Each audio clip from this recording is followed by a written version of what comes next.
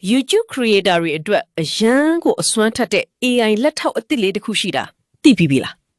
YouTube Studio ထဲမှာတင် direct အသုံးပြုလို့ရတဲ့ Ask Studio ကိုသုံးကြည့်ပြီလားမသုံးကြည့်ရသေးဘူးဆိုရင်ကျွန်တော်မိတ်ဆွေတို့ကျွန်တော်နဲ့အတူတူစမ်းကလေးကြည့်ကြတာပေါ့ကျွန်တော်မိတ်ဆွေတွေတချို့တွေကတော့သိပြီးသုံးပြီးသားတွေလည်းရှိမှာပဲဒါပေမဲ့အခုမှကျွန်တော်လို AI နည်းပညာတွေလေ့လာပြီး YouTube channel ကိုအခုမှစလုပ်နေတဲ့ညီငယ်ညီမငယ်တွေနဲ့ခုမှစလုံးရေးစနေတဲ့ကျွန်တော်မိတ်ဆွေများအတွက်ရည်ရွယ်ပြီးမျှဝေလိုက်ခြင်းလည်းဖြစ်တယ်ကျွန်တော်လည်းစီယာကြီးမဟုတ်ဘူးအခုမှလိလာလိုက်စားပြီးအားလက်ချိန်တွေမှာနီးပညာခေတ်ကိုအမောတကောနဲ့အပြေးလိုက်နေတဲ့ကောင် ကျွန်တော်မိတ်ဆွေများအရင်ဆုံး YouTube ကိုဖွင့်မယ်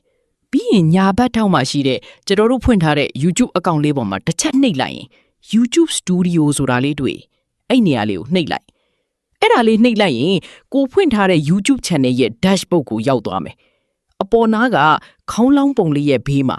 လေးတောင်ကျဲပုံစံလေးတွေ့လားအဲ့ဒါ Art Studio ပဲသူ့ကိုတစ်ချက်နှိပ်လိုက်အခုလိုစကားပြောတဲ့အကွက်လေးပေါ်လာမယ်ဒါကတော့ကို channel ရဲ့ AI partner ဖြစ်ပြီးသူနဲ့စကားစပြောလို့ရသွားပြီပထမဆုံးအနေနဲ့ကျွန်တော်တို့ကို channel ရဲ့အခြေအနေကိုမေးကြည့်အောင်ပြီးခဲ့တဲ့28ရက်အတွင်းငါရဲ့ performance ကဘယ်လိုရှိလဲလို့ရိုက်မေးကြည့်ရအောင်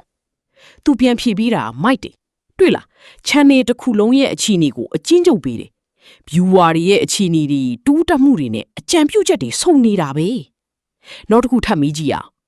ငါကဒီ YouTube Studio မှာအသစ်ပါလာတဲ့ S Studio အကြောင်းလေးကိုဗီဒီယိုတစ်ခုလောက်လုပ်ချင်လို့မင်းအကြောင်းလေးပြည့်ပြည့်စုံစုံလေးပြောပြပါလားဘာတွေလုပ်လို့ရတယ်ဆိုတာကိုတော့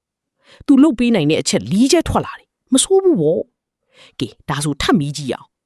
ဒီဗီဒီယိုအတွက်လိုအပ်တဲ့ thumbnail ပုံရဲ့2မျိုးလောက်ထုတ်ပေးပါမိုက်တယ်ထုတ်ပေးလိုက်တဲ့2ပုံလုံးကိုကျွန်တော်ကတော့ကြိုက်လို့ download ဆွဲထားလိုက်တယ်